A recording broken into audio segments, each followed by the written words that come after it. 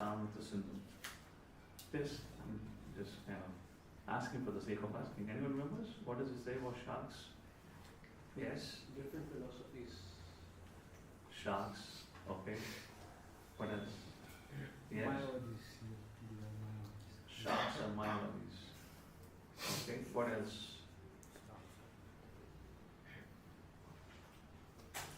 As far as my memory goes, the devotees are compared to sharks. Those who swim deep in the ocean, isn't it?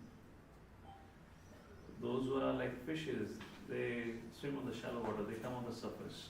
But the sharks, they swim deep. The devotees are compared to the sharks. As long as you are in bhakti rasa, like that. So anyways, so this is the point which is made, and with this instruction of Pṛthu Maharaj ends here, or Sanat Kumar ends here. So in conclusion, how do we attain the ultimate goal of life is, Prabhupada makes a point, is everyone should try to increase their service contribution. Every year, whenever you celebrate your birthday, one thing you can ask yourself, or take a pen and paper and do a reflection. How did I perform my devotional service in the last 1 year? Because everything else is temporary. You're going good. There's nothing to be excited about your 40th birthday, 41st birthday. What? You're going good. What is to be so much happy about it? Who is calling? It's me. It's about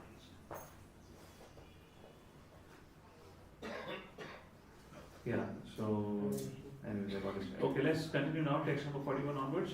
So now Pṛthu Maharaj will praise the Kumaras, and the conclusion of this Pṛthu Maharaj discussion is happening here. In the next chapter, Pṛthu Maharaj goes back home back to Godhead, and that's how the Pṛthu Maharaj story concludes. Let's move forward. Text number 41. Maitrivacha Saiva Brahmaputrena Kumarya Tvamedasa Dashidatma Gadai Samyak Prashasyuvacha Tamnapaha. The great sage Maitreya continued, being thus enlightened and complete spiritual knowledge by the son of Brahma. One of the Kumaras who was complete in spiritual knowledge, the king worshipped them in the following words. So how did Pṛthu Maharaj worship the Kumaras? Is mentioned here, text number 42. Rajavacha Pratome Anugraha Purvam Harinartanakam Pina Tam Apadayutam Brahman Bhagavan Yuyam Agataha. The king said, O Brahmana, O powerful one, formerly Lord Vishnu showed me his causeless mercy, indicating that you would come to my house and to confirm that blessing you have all come. Very interesting statement Pṛthu Maharaj is saying here. So when Lord Vishnu had appeared, Lord Vishnu had told Pṛthu Maharaj that in future 4 Kumaras will visit you. So again, we just concluded Damodar month. We had Damodar Leela. At the end of Damodar Leela happens is deliverance of Nal, Kubera and Manigriva. And it is very categorically mentioned, Krishna had nothing to do with them. Lord Krishna was totally indifferent to them. Had nothing to do with those 2 rascals, and we will say that way, the way they behaved towards Narad Muni. But then why did Lord deliver Nal, Kubera and Manigriva? And the answer is because Narad Muni had given a blessing in the form of a curse, or a curse in the form of a blessing. So, we have always heard this. Whatever devotee says, Krishna fulfills that. Yes, isn't it? Now here we are saying that devotees always do whatever Lord says. So why did the 4 Kumaras came? So Pṛthu Maharaj is saying, hey Kumaras, you have come here because I remember Lord telling me once upon a time that you all come to fulfill the instruction of the Lord. You have come here. And when this kind of relationship, I always look into it, I'm always reminded of the beautiful verse again from the first canto, which was told to Parishit Maharaj, Sarthaya Pashada Sevana Sakya Bhaktya, that was Veera Sanam Gavanastavana Pranam. Why did Lord became the doorkeeper, the charioteer, the messenger? Krishna was willing to do everything for the Pandavas. The verse says Krishna did everything for the Pandavas. And you know how Parishit Maharaj you should be, you know, how kind, compassionate the Lord is, and how much you should be grateful, you know, to the lineage that you have been born into towards the Lord. And the purport Prabhupada writes Why was Lord Shri Krishna so kind? In fact, Prabhupada uses the word malleable. Why was Krishna so malleable towards the Pandavas? Whatever Pandavas wanted, Krishna would accommodate according to them. And then Prabhupada writes, the reason is because Pandavas were malleable to the Lord. Because the Pandavas are willing to do whatever Lord will say, if the Lord was willing to do whatever Pandavas will say. Any verse from Bhagavad Gita which puts this into Praman? Ye yatamam prapadyante tam tathaiva vajami. So when you think of that shloka, these are the incidences. This is another second incident. So Kumara comes here because the Lord had said, so they must have heard the Lord's desire, and therefore they came to meet Pṛthu Mahārāja. So something like this we can think in our life. Our relationship is it's not a one-way relationship, it's a two-way relationship. We want Krishna's blessings, we want Krishna's mercy, but we also have to think about what are we willing to do. What are we willing to take up responsibility on behalf of Guru and Guranga. It's a two-way relationship. A relationship always two-way. So that's the point which has been mentioned here in text number 42. Pṛthu Mahārāja remembered the causeless mercy of the Lord, and thus welcomed the arrival of the four Kumaras. So Prabhupada writes in this purport.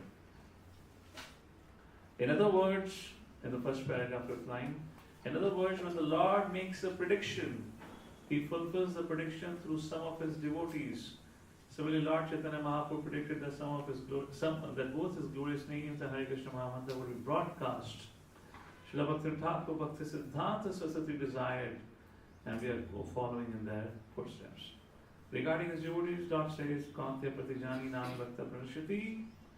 The point is that Lord Himself could declare such things, but it was His desire to make the declaration through Arjuna, thus doubly assure that His promise would never be broken. And here comes a very important point. The Lord Himself promises, and His confidential devotees execute the promise. The Lord makes so many promises for the benefit of suffering humanity. Although the Lord is very compassionate, human beings are generally not very anxious to serve Him. The relationship is something like between the father and the son. The father is anxious, even though the son forgets to neglect the father. So like that.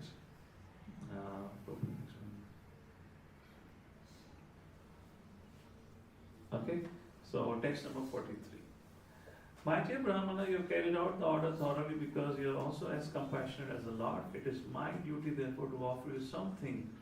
But all I possess are but remnants of food taken by great saintly persons. What shall I give? That's His humility, like that. So Prabhupada writes in the purport. Why is he saying like this? It is my duty to offer you something, but all I possess are but remnants of food taken by great saintly persons. In the third line, Prabhupada writes, after the death of King Vena, the whole world was bereft of a popular ruler. There were so many catastrophes. And then, headed by Prabhu, they created the body of Pṛthu Mahārāja. Since King Pṛthu was thus offered the kingdom by the virtue of the mercy of the great saintly persons, he did not want to divide the kingdom among saints like the four Kumaras. When a father is eating food, he may out of compassion offer the remnants of his food to his son. Although such food may be already chewed by the father, it cannot be offered to the father again. So Pṛthu Mahārāja is saying, I have received my kingdom by the blessings of the sages. Now what can I really give? I can give, I have a kingdom I can give you, but it's just something like Prabhupada says, the father gave you the chewed food, and now the son eats, and he says, Father, now you can have it. That's not possible.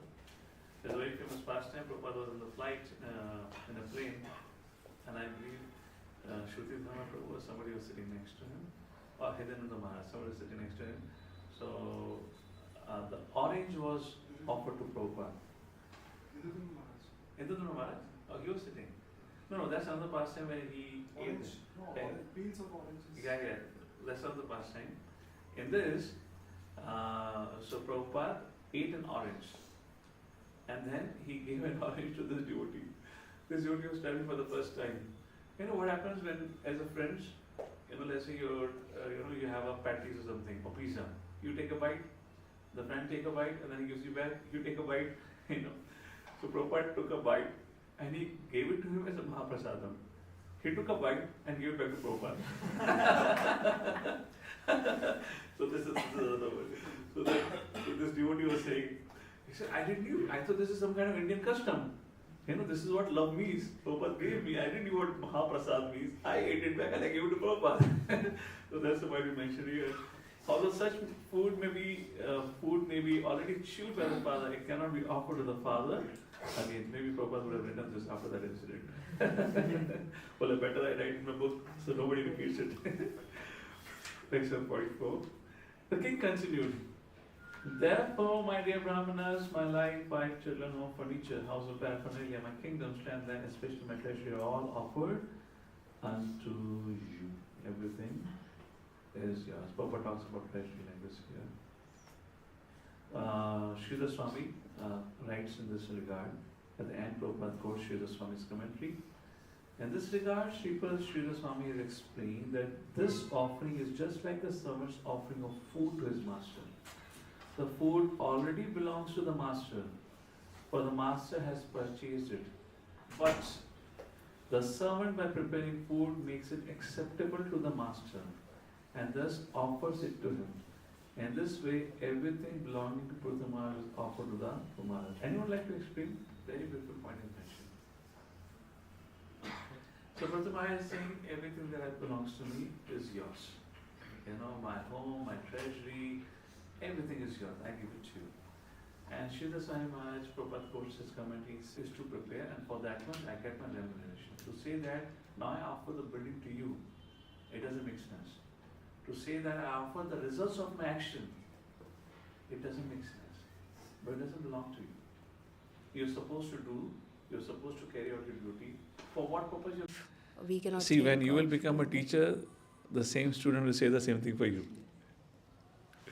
Your point is correct. I'm asking the consciousness. Right now you're speaking from the point of view as a student, but when you become a teacher, your student will tell the same thing for you. How can I repay?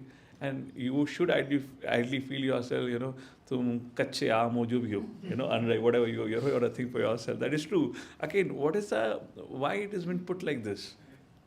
Why it is said, it's an unlimited mercy we have received, it can never be repaid back. Why this point you can never repay back? Everything has a logic. I'm just exploring. I'm not saying what I'm thinking is right, but yeah. This is a feeling of being insignificant before our seniors, and also understanding our position, that how down we are. Okay, how insignificant we are. But tomorrow when you become teacher, so you become significant. Because others going to say the same thing for you. It is not about you and me. We are stuck somewhere else. You've got to change the platform of conversation here. Because if you become a teacher, then you become great for them. Then what happens? Then from insignificant, I become significant. Okay? Yes, Pṛthu.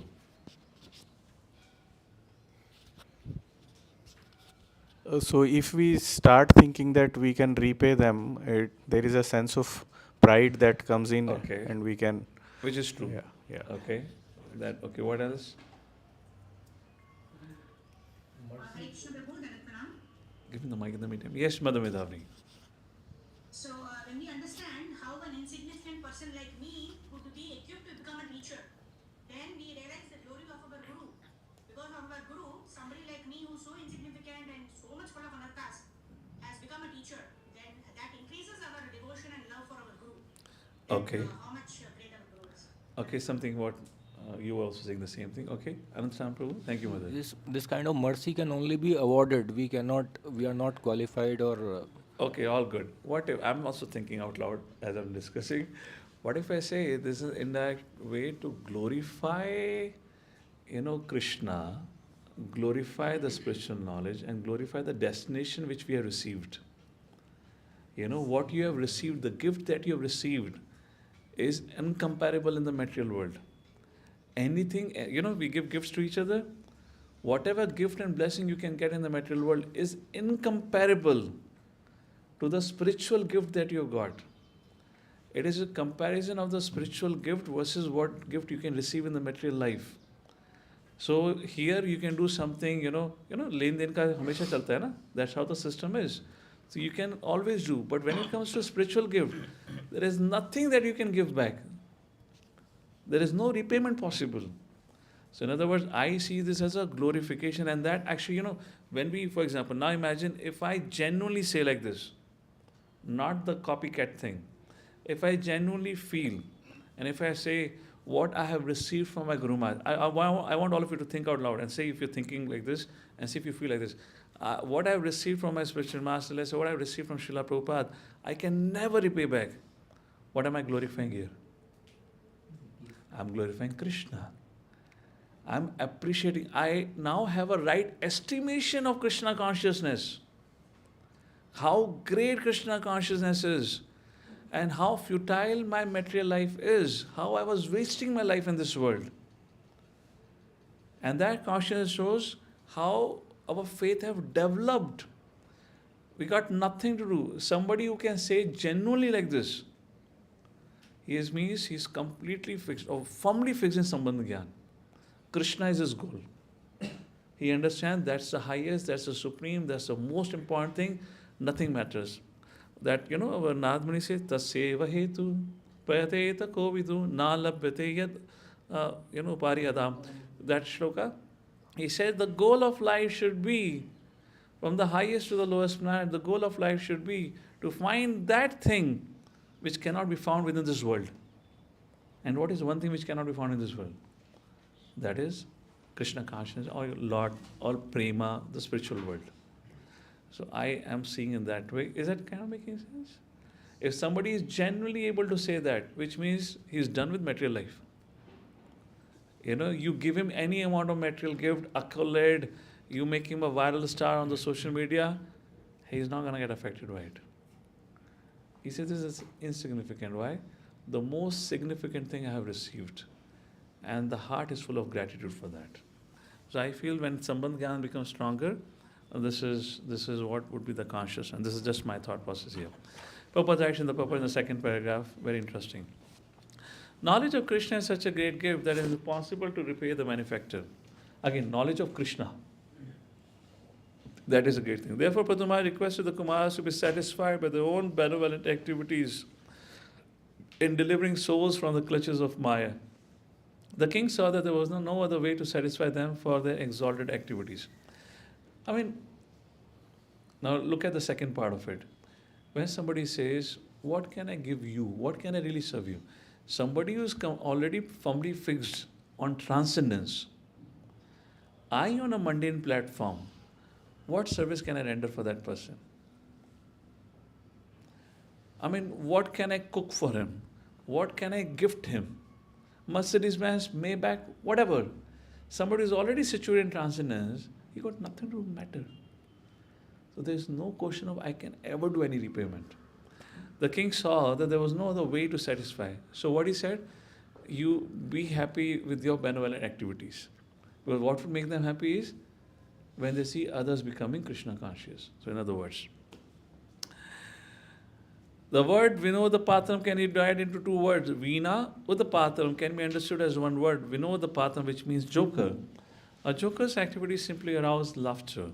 And a person who tries to repay the spiritual master or teacher of the transcendental message of Krishna becomes a laughing stock, just like a joker, because it is not possible to repay such a debt. Is that making sense now? What on the mundane platform you can give back to a transcendentalist? The best friend and benefactor of all people is one who awakens humanity towards original Krishna consciousness. So question comes, so what are we supposed to do? Now we're supposed to serve the spiritual master. So there is nothing at our end we can do which can actually please. This is what Pṛthu Mahārāja is saying. So Pṛthu Mahārāja is saying that मैं आपके लिए कुछ ऐसा नहीं कर सकता जिसके कारण आपको खुशी मिले. So my request is, you be happy in your own activities, which means you continue your prachar. So what can we really do? Now in context of disciple, what is disciple supposed to do? If it is already declared, you cannot please your guru by your activities. Is that what is coming out to be? Then what is disciple supposed to do? Anyways, can't happen. Enjoy my life. Be an instrument in the Very nice. Become an instrument. What else Shastra says on this regard? What are you supposed to do? Try to fulfill his mission, help him, assist him. Instrument? Same thing. Instrument. Which means take the load of responsibilities. Following instructions, take the load of responsibilities. Two things. What is it? What else? Quick. What else? Online. What else can we do? We are not qualified to do anything. Whatever we do, it just doesn't matter. We are acting on a material platform. We are under modes of material nature. We just cannot do anything that can really please them. Or I could feel that I have done something. But they would be happy if we follow the instructions. Okay. They would be happy if we become the instrument of their grace. Assist them. Take a load of responsibilities from their shoulder. Okay, what else? Maintain gratitude. Okay, maintain. Following instructions is gratitude. If you're grateful, then only you follow instructions. Implicit. What else? By becoming Krishna conscious. What would please the teacher most? When he sees his disciples are becoming God conscious. So the greatest service for all time and all situations that a disciple can do. This is an often commonly asked question. How do I please my spiritual master? The one answer which is acceptable in all situations is by becoming Krishna conscious. When you become Krishna conscious, you're becoming instrument of the grace. You will only become Krishna conscious when you're following the instruction. That covers everything. So by becoming Krishna conscious, by default, every one of us would please our spiritual master. That is the highest and the best service or the reciprocation. The best way to show gratitude is this. What does spiritual master wants us? To become God conscious? To become spiritualist? That's the point here. That's the only thing that we can do. Like that, okay? Text number 48. So now here Pṛthu Maharāja concludes, glorifying, thanking four Kumaras. Text number 48 onwards. The great sage Maitreya continued. Being thus worshipped by Mahārāja Pṛthu, the four Kumaras became very pleased. Indeed, they appeared in the sky and praised the character of the king, and everyone observed them. So, in short, four Kumaras came, Pṛthu Maharāja took guidance, four Kumaras gave guidance. Pṛthu Maharāja is the king of the whole world. And four Kumaras are now going back empty-handed. No donation received. Yes or no? Because Pṛthu said, I can't, although I can give you everything, but you don't need anything. So I'm just saying, when we go to cultivate people, imagine if they follow Pṛthu Maharāja's example. I want to give you everything that I have to you, but you don't need anyways. You are transcendentalist. And we'll be like, hey, wait a second, I really need donation, huh? I just want to bring the side of four Kumaras. So how did four Kumaras? They became greatly pleased.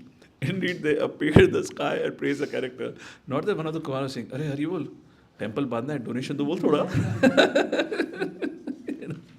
बिना donation के जा रहे हमारा प्रचार कैसे चलेगा धन सामग्री लगती है राजा ने तो बड़ी खुशी खुशी कह दिया आप ट्रांसडेंटलिस्ट हैं आपको तो कुछ नहीं लगेगा आप अपने में खुश रहो All right, jokes apart. Text number 49. Amongst great personalities, Mahārāja Pṛthu was a chief by virtue of his fixed position in relation to spiritual enlightenment. He remains satisfied as one who has achieved all success in spiritual understanding. So about Pṛthu Maharāja, text number 50. Being satisfied, Pṛthu Maharāja executed his duties. So now these verses are going to talk about the glorious rule of Pṛthu Maharāja from 49 to 55 verse. Being self-satisfied, Mahārāja Pṛthu executed his duties as perfectly as possible, according to the time and his situation, strength and financial position. His only aim in all his activities was to satisfy the absolute truth. In this way, he duly acted. Text number 51. Mahārāja Pṛthu completely dedicated himself to be an eternal servant of the Lord, transcendental to material nature. Consequently, all the fruits of his activities were dedicated to the Lord. And he always thought of himself as a servant of the Supreme Personality of Godhead, who is the proprietor of everything. It'll be very nice, based on this chapter we have been discussing in the last few days, deeply contemplate what does it mean to be servant of the servant, what it means to be a leader, what it means to be a teacher. We've discussed about all of these things. How to please Guru Maharaj. This all we have discussed these points. How to mold our life. As a Grihastha, how do I plan my life to live in this world? So of course I have material aspirations without doubt because I'm in touch with material energy. But someday, some fine day, I have to get rid of it. So what's the plan? What's my trajectory looks like? We have discussed all of those things. It'll be worthy to go back and reflect upon all these things. Which was translation I read? Text number 50. Text number 51. Maharaj Pṛthu completely dedicated himself to be an eternal servant of the Supreme Personality Godhead, transcendental to material nature. Yeah, I read that. Text number 51. He dedicated himself. He acted as servant of the servant. Text number 52. Maharaj Pṛthu was very opulent due to the prosperity of his entire empire, remained at home as a householder. Since he was never inclined to utilize his opulences for the gratification of his senses, he remained unattached, exactly like the sun, which is unaffected in all circumstances. It's very interesting, you see that. Of course, it requires a huge faith to climb up to this understanding. And the point is, the one who serves. Now, for example, you're talking about Pṛthu Maharaj as a great king.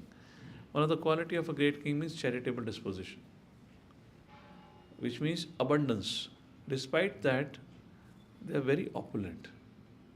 This is what I mentioned. Who was very opulent due to the prosperity of his entire empire. Now, if you talk about Krishna conscious king, what would you think about? You think about charitably disposed, no exploitation, no unnecessary taxes, and providing all the facility. We are talking king as a servant of the servant means he's the best social welfare worker who would not want to have anything for himself but do everything. And look at the reciprocation, and they serve and they still get more, like this.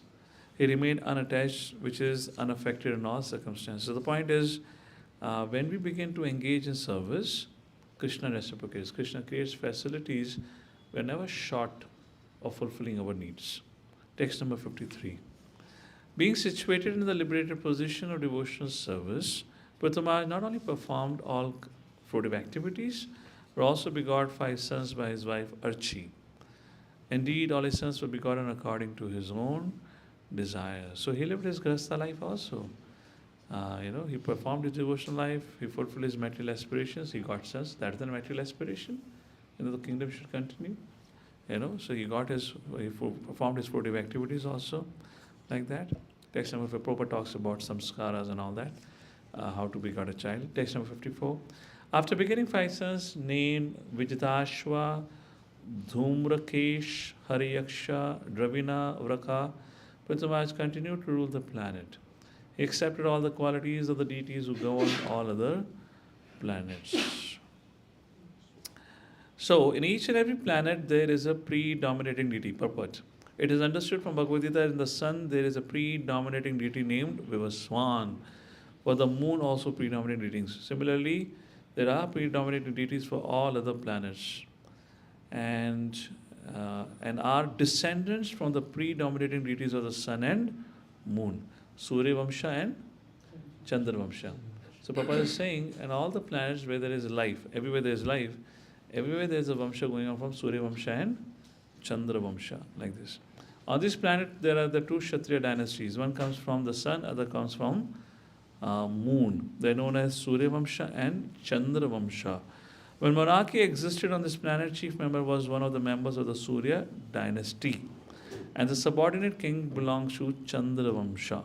However, Pṛthu Maharaj was so powerful that he could exhibit all the qualities of the predominant deities in other planets.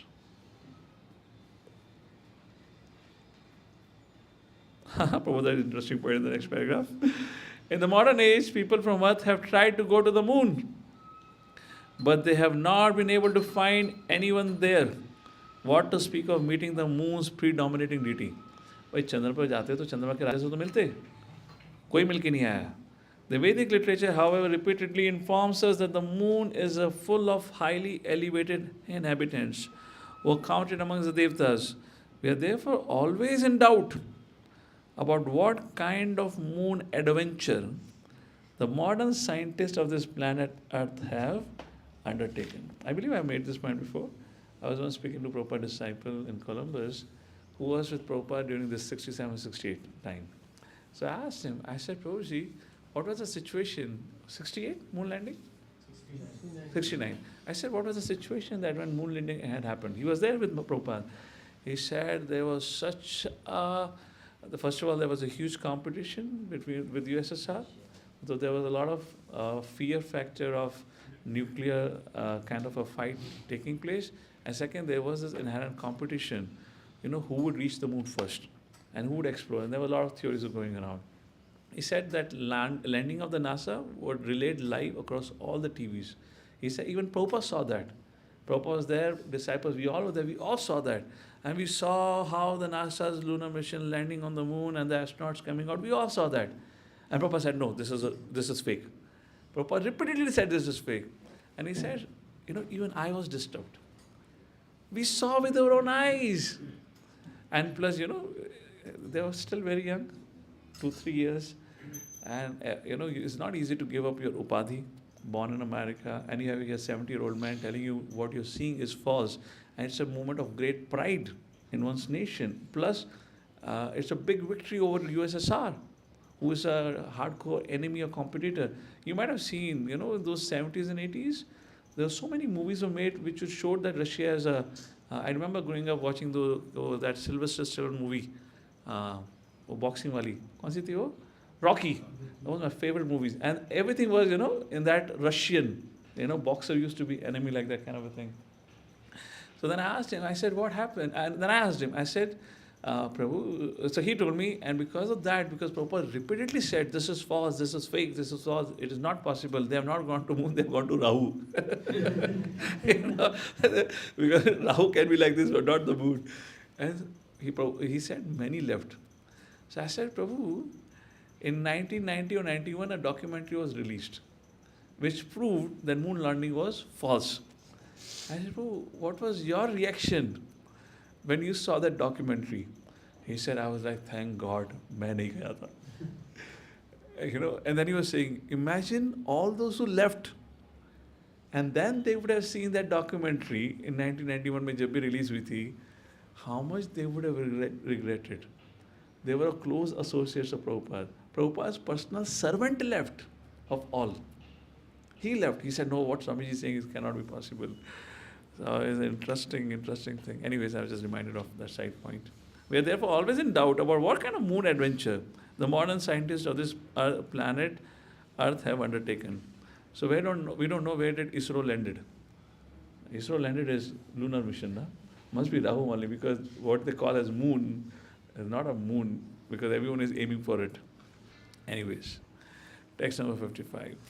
Since Mahārāja Pṛthu was a perfect devotee of the Lord, he wanted to protect the Lord's creation by pleasing the various citizens according to their various desires. Therefore, Pṛthu Mahārāja used to please them in all respects by his words, mentality, works, and gentle behavior. That moon thing teaches something very important. Huh? I want all of you just for a second think, if you are in the room with Srila Prabhupada, you've grown up with a scientific background, this is not 2000 where you have all this kind of sci-fi movies. Then it is easy to believe. We see this in Independence Day movies, so many things, so this could be fake. For the first time, anything like that was shown on the TV. You're watching it. You have not seen any movie, any visuals prior to that ever. And you're seeing it. And there is a sadhu, he's saying this is false. Think about it. How many of you, imagine if I had to tell you all this thing. बोले ये पागल हो गया है. दिखाए ना TV पे.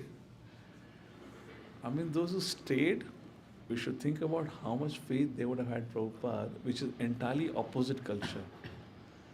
And whatever you say at the end of the day, seeing is believing. Yes or no? Seeing is believing. They were given the visual evidence. Moon landing, astronauts are flying, jumping, because there was no gravity, they were showing all that drama. And Prabhupada repeatedly kept on saying, no, there has been no moon landing, there has been no moon landing. the point I wanted to bring, that I just kind of reflected upon when I was making this point, when it comes to, Guru, Sadhu, Shastra, we can learn an important lesson. I would say this was literally, if I would be at that time with Prabhupada, would have taken a tremendous faith for me to believe on Prabhupada. Tremendous faith. How? And it's just been 2 years in the association. I have no idea of what is he speaking. People didn't even understand his English properly. But they were just attracted because Prabhupada's purity. Prabhupada was so loving. And Prabhupada was saying, no, this has not happened. This is false. Everyone is saying has happened. There's only one person in the world who was saying has not happened at that point of time. Even Russians were not saying like that. There was only one person in the world at that point of time who was saying this has not happened. That was Prabhupada. Can you imagine what would have been a tremendous social pressure on them? The whole world on one side. And a 72-year-old man on one side saying that no, this is fake. This has not happened. What all they would have to cross their internal, transcend the internal struggles to believe. So this could be a good example to remember if in case we are put into a situation to follow Guru Sadhu Shastra or to follow our own mind, then we can remember this radical example, literally a radical example in that way. Okay, text number 56 to 63, the qualities of Pṛthu Mahārāja. Mahārāja Pṛthu became as celebrated as king as Somaraj, king of the moon. He was also powerful and exacting, just like the sun god, which means he will exact taxes.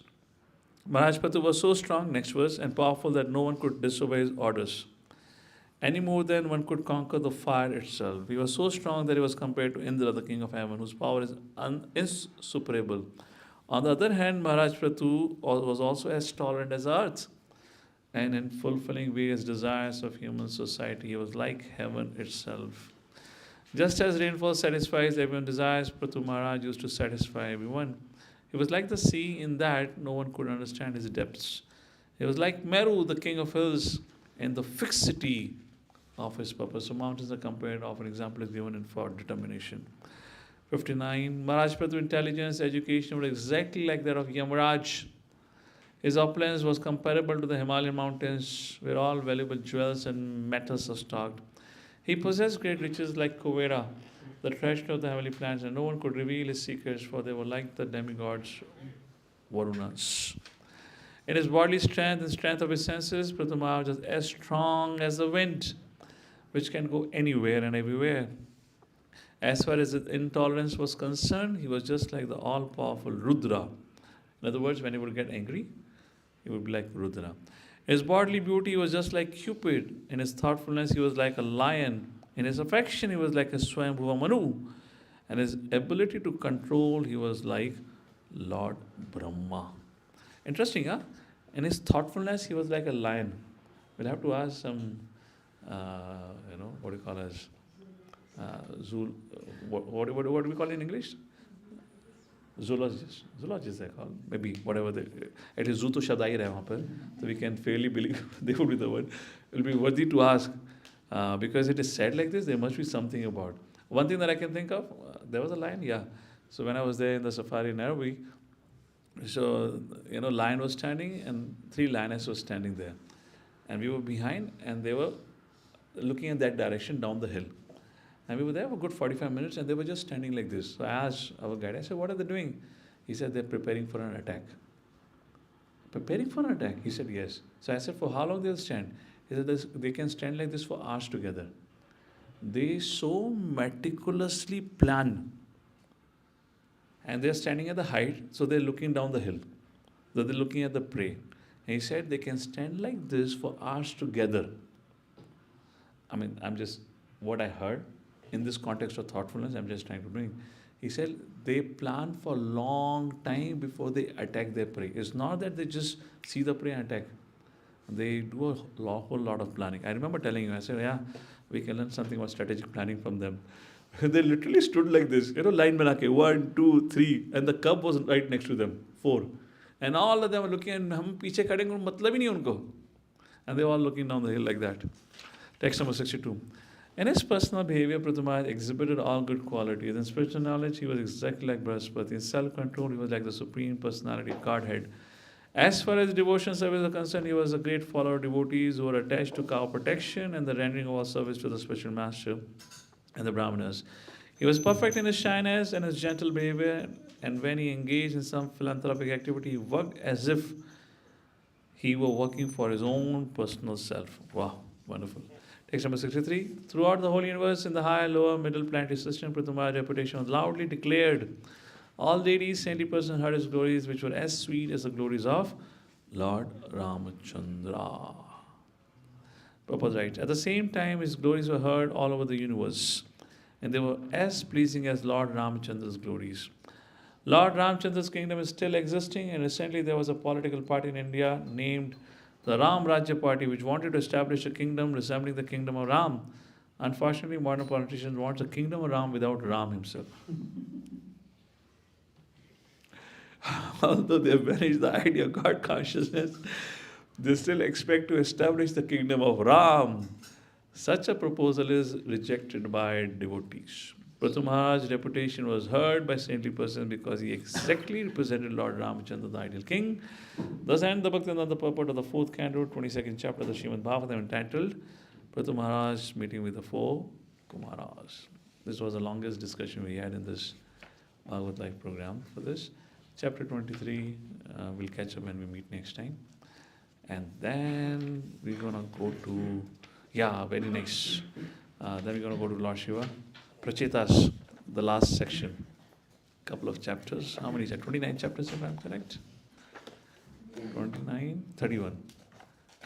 So, 31 chapters. Good. So we're done with 23. 24 on we'll read. Jagadguru Śrīla Prabhupada ki Jai. Srimad Bhagavatam ki. Thank you all for kind attention. Hare Krishna. Any comments from anyone? Yeah, Mother Shamali, please go ahead.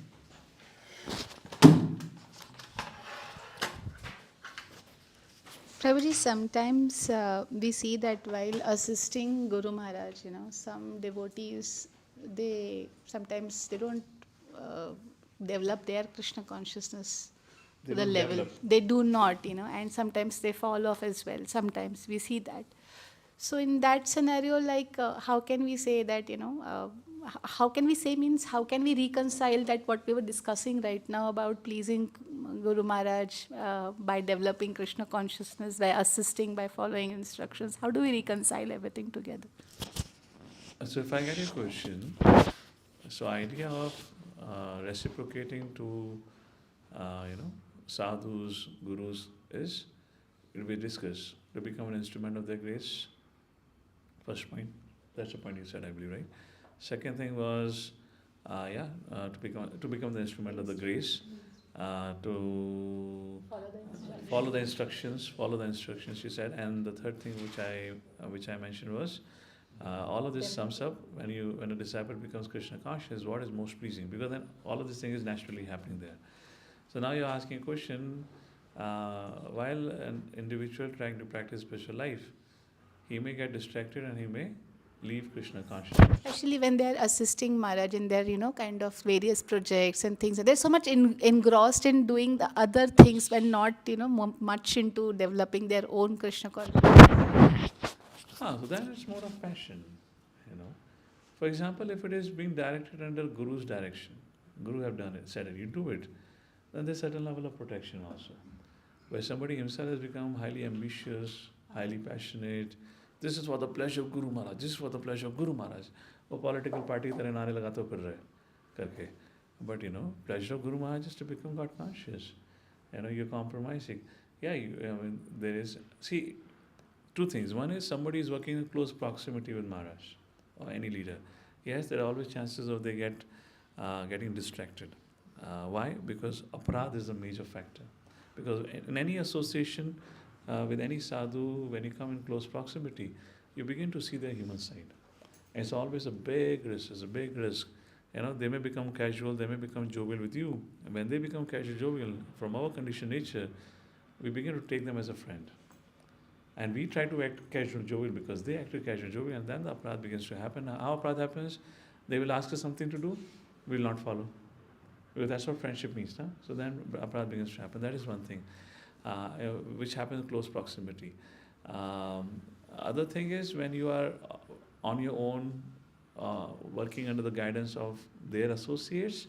So idea is whatever you're doing, you should always work under the guidance. So idea of guidance is either you are even with your Guru Maharaj, you should either directly work under the guidance of Guru Maharaj or work under the guidance of some senior, so that your life can be harmonized. There's always a risk, of getting off track. Particularly, for example, let's say even in Nijawadi, we are about to start with the project. The greatest risk for the community is for me to get distracted. And I need to be conscious about it. The greatest risk for the community, I'm repeating, the greatest risk for the community is not your own personal spiritual life. The greatest risk for the community is the leader getting distracted. I often say, I spoke about the leadership in previous sessions when we were talking about here. There has to be a vice versa relationship. When a leader is offering certain level of protection, there has to be a certain level of protection comes from the other side. There is a harmony and balance like this. So, I was making a point to somebody recently. I said, I don't know what I was saying 2 things that I need to do to make this project successful. I don't need to do anything. I just need to take care of my sadhana. I just need to take care of my health. Krishna will give everything. I don't need to ask anyone anything. Somebody was telling me, Poji, why don't you ask? You should ask congregation to contribute. You've created a culture, you never ask. People just do whatever they want to do.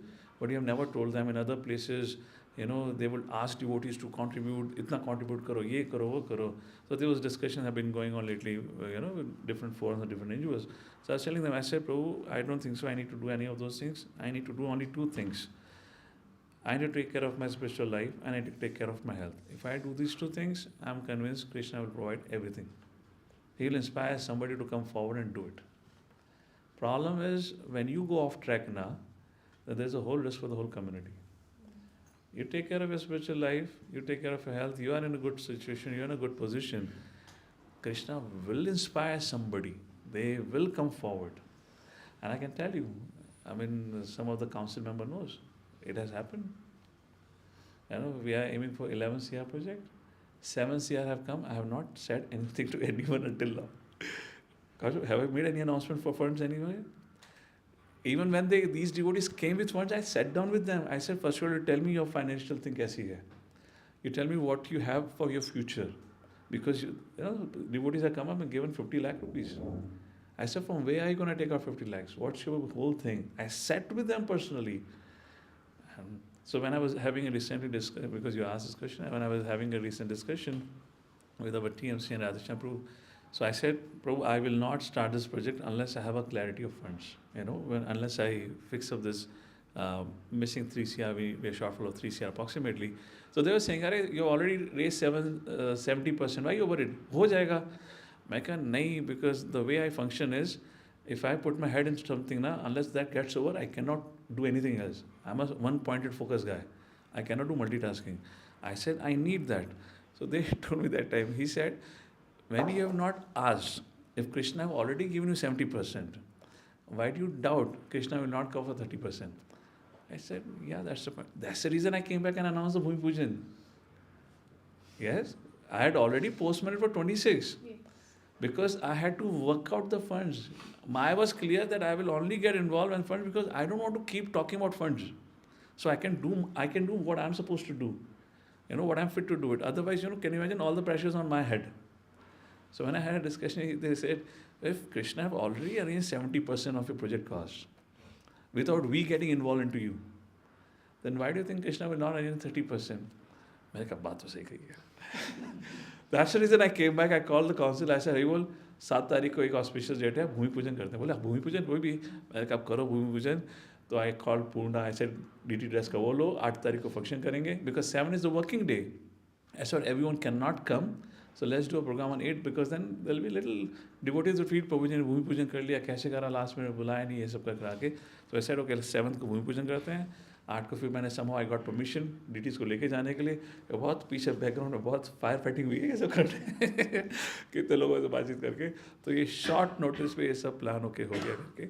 So that's how it has worked. So yeah. So In terms of project, this is what I strongly believe. Thank you, Prabhuji. Yeah. Hare Krishna. All right, so we pause here. Thank you.